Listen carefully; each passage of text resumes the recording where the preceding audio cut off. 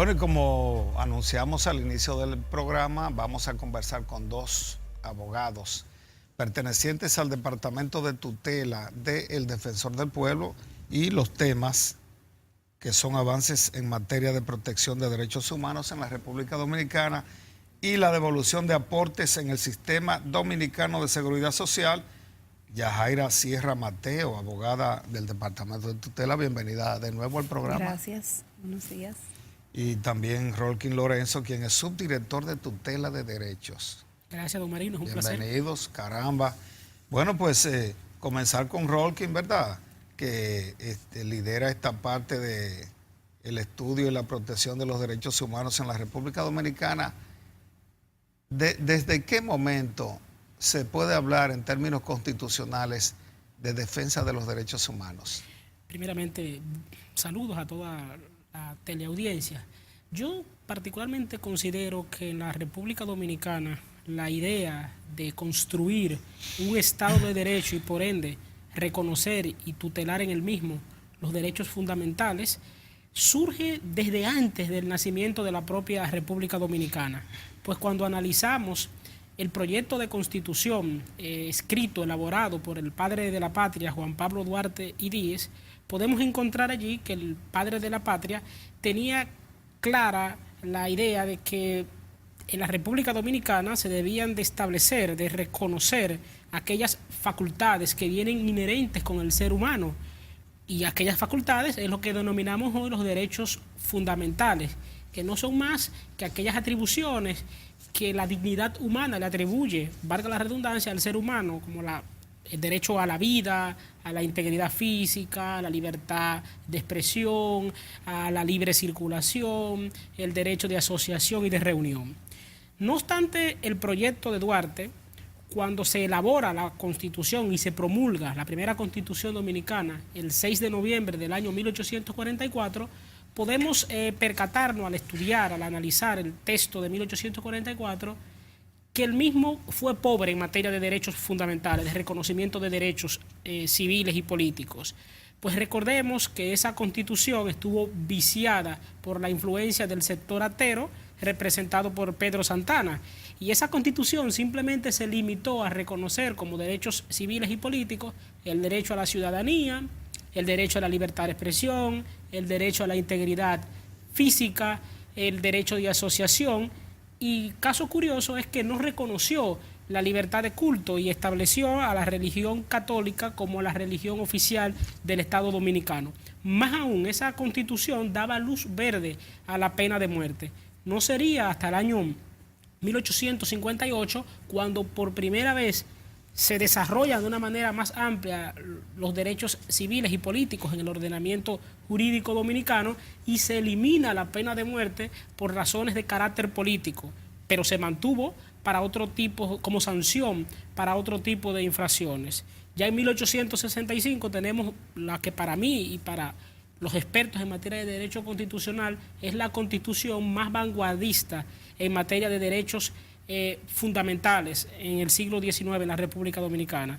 Nos referimos a la Constitución que surge tras el triunfo de la Guerra de la Restauración, la Constitución de 1865, en la cual por primera vez se reconocen derechos fundamentales. ¿Y la Constitución de Moca no se puede mencionar dentro de las constituciones que tendrían algún tipo de elemento referido a los derechos humanos? Correcto, sí. De hecho, cuando hablaba de la Constitución de 1858 me refería a la Constitución que surge tras el triunfo de la denominada Revolución de Moca de julio de 1857. Esa Constitución de Moca tiene en materia de derechos fundamentales dos elementos dignos de destacar. El primero es que por primera vez se reconoce el voto directo a los ciudadanos dominicanos. Claro, un derecho al voto, un derecho al sufragio restringido, pues se exigía para ejercer el derecho al voto, además de la mayoría de edad, primero que la persona fuera hombre, es decir, la mujer no tenía derecho al voto, no fue hasta 1942. En segundo lugar, se establecía que la persona debía ser propietario de tierras. Otro punto interesante de destacar es al que hacía referencia al principio, que con la Constitución de Moca de 1858 se eliminó la pena de muerte para los delitos de tipo político, pero se siguió aplicando para otro tipo de hechos penales. Bueno, a propósito de ese tema de derechos humanos, voy a preguntarle a la licenciada Yajaira Sierra, porque la cuestión de la salud, de la seguridad social, ¿qué tipo de derecho es este? La salud es un derecho fundamental que está consagrado en la Constitución de la República Dominicana y es un derecho que va de mano con el derecho a la vida, porque el que no tiene salud no hay forma de conservar la vida. Y es un tema también que va muy de la mano de lo que es la seguridad social, que es el tema que nos ocupa en el día de hoy. El primer intento de seguridad social fue el IDSS, Instituto Dominicano de los Seguros Sociales. Exacto. Creado en el régimen de Trujillo. ¿Usted entiende que, bueno, ya de hecho el Seguro Social fue de manera teórica fundido con salud pública, pero sigue funcionando como entidad independiente? Y hay pensionados del Seguro Social, como se le llama, que cobran hasta 4,000 pesos mensuales. Luego tenemos una nueva seguridad, un sistema dominicano de seguros sociales, que es la nueva ley de seguridad social. ¿Se puede establecer una diferencia ya con entre ambas leyes? Exacto. Refiriéndonos a lo que es el Instituto Dominicano de Seguros Sociales, IDSS, que es el instituto que regía las pensiones para los empleados privados. O sea, es regido bajo la ley 1896 del 48. Está también la ley 379 del 81, que también había seguridad social, pero para los empleados públicos. Pero ciertamente, como usted mencionó, comenzamos a tener seguridad social bajo la ley del IDSS, solamente para los empleados privados. Y también era la que regía, no salud pública, sino que regía lo que era también el seguro familiar de salud. Pero ya luego de que fue creada la ley 87-01, pues es un avance que tenemos con relación a seguridad social, porque se incluyen nuevas prestaciones que no teníamos, como las prestaciones para los accidentes laborales. Teníamos Eso no una existía ley antes. Había una ley, pero no era muy clara, o sea, no especificaba cómo era el proceso. Muchas personas que tenían accidentes no estaban cubiertos porque ya dependía de una contribución que hacía el empleador, pero el trabajador no tenía conocimiento. En cambio, en la nueva ley eso está claramente establecido con su reglamento, está la administradora de riesgos laborales y pues las personas no solamente están cubiertas en cuanto a salud, sino también en cuanto a pensión y riesgo laboral. ¿Van personas al Defensor del Pueblo a reclamar, a averiguar sobre esta ley de seguridad social? Muchísimas. De hecho, la mayoría de las reclamaciones que acuden al Defensor del Pueblo son correlacionados con seguridad social, específicamente pensiones. Porque ciertamente es la población, la cantidad de población más vulnerada, son los envejecientes que ya al momento de su retiro, pues muchas veces cuando ya acuden al Defensor del Pueblo porque han tocado todas las puertas, es porque se le ha retardado el derecho, por tanto se le está negando. Pero sí, ciertamente van muchas personas relacionadas a seguridad social. Bueno, y vamos a intercambiar las entrevistas, conversar sobre los dos temas que tienen mucha relación uno con otro, derechos humanos y seguridad social, y preguntarle a Rolkin, entonces, en el tema ya del Defensor del Pueblo, Constitución 2010 y todo este tema de derechos humanos también y seguridad social. ¿Cómo entra ahí el defensor? Sí, claro. Voy a usar una frase un poco cliché. La reforma constitucional del 26 de enero del año 2010 fue un cambio de paradigma en materia de reconocimiento y tutela de derechos fundamentales. Esta Constitución, además de plasmar nuevos derechos fundamentales y de ampliar otros como el derecho a la seguridad social, también modificó y alteró para bien los mecanismos de tutela de los derechos fundamentales.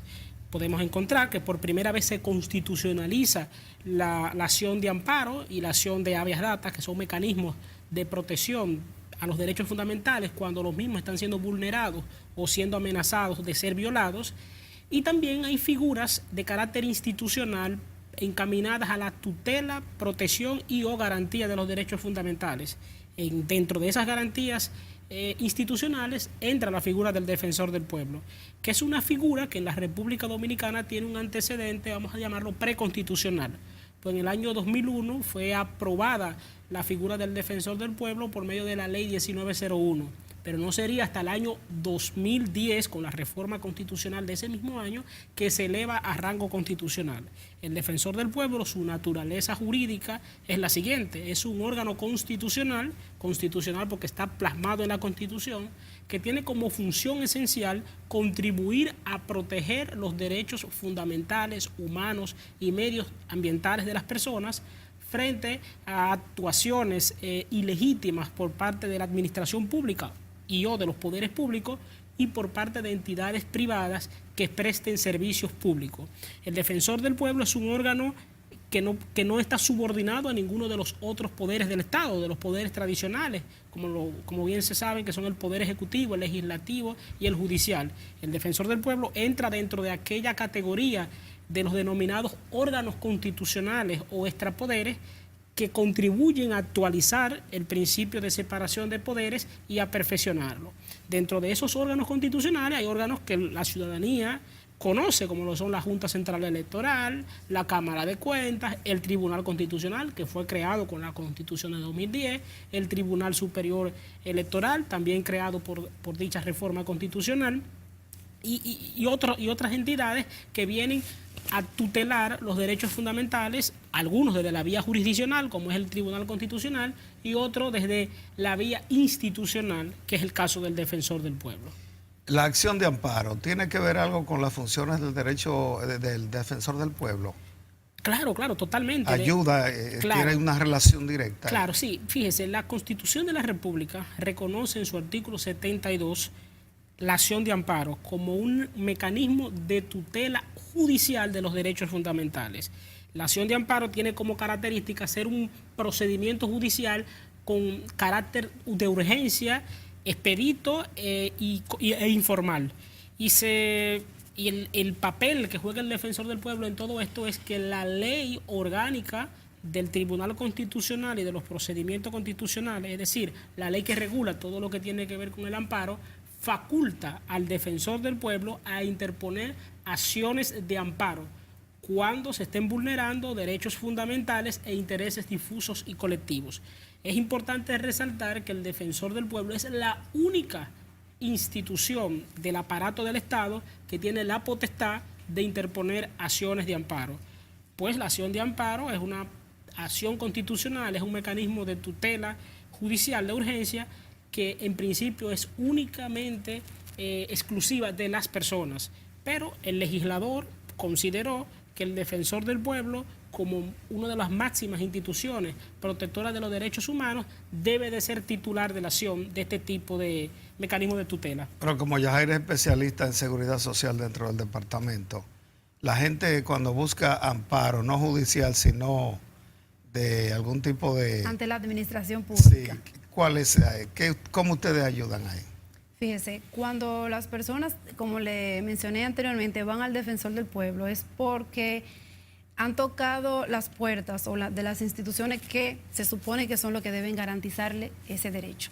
Entonces nosotros frente a la administración pública tratamos de que si se detecta alguna vulneración de derecho, pues que sea solucionado. Ya nosotros intervenimos de manera amigable, o sea, nosotros no vamos a los tribunales de manera particular, excepto por la condición que había mencionado el licenciado, sino que tratamos de dar opinión, de que las instituciones pues subsanen ese derecho que tiene el ciudadano, pero ya de manera conciliatoria. Nosotros vigilamos al Estado.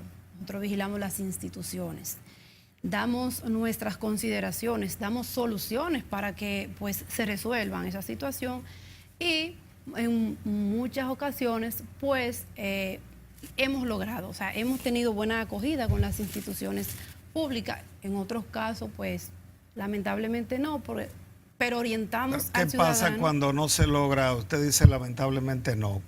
Entonces, ¿cómo, si es una acción negativa contra el ciudadano, al final, cómo se Bueno, resuelve el esto? ciudadano tiene otras vías, tiene las vías judiciales. Nosotros lo que tratamos es de que eso se solucione antes de llegar a la vía judicial, pero siempre poniéndole claro al ciudadano cuáles son los derechos que tiene, las vías a las que puede acudir, siempre y cuando nosotros, pues, porque realmente nosotros, la ley nos faculta que cuando hay una ley que prevé una acción, pues el defensor del pueblo debe abstenerse. Cuando ya las personas, a pesar de que acudió al defensor del pueblo, se va por la vía judicial, entonces ya nuestro trabajo hasta ahí llega.